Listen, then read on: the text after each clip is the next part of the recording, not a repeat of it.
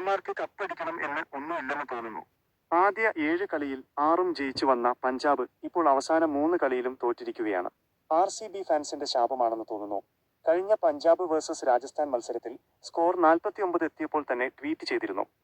അതും ഓവർ അവസാനിക്കുന്നതിന് മുൻപ്. ഇതിനുശേഷം കളിച്ച ഒരു കളി പോലും ഇവർ ജയിച്ചിട്ടില്ല.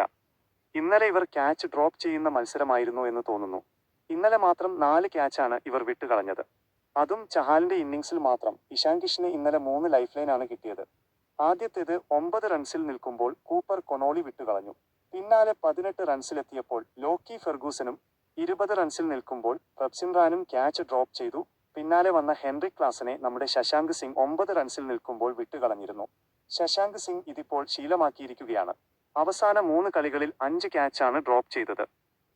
ഹൈദരാബാദ് ഉയർത്തിയ 235 റൺ വിജയലക്ഷ്യം ചേസ് ചെയ്യാനിറങ്ങിയ പഞ്ചാബ് ആവട്ടെ നിലംപരിശായിരുന്നു.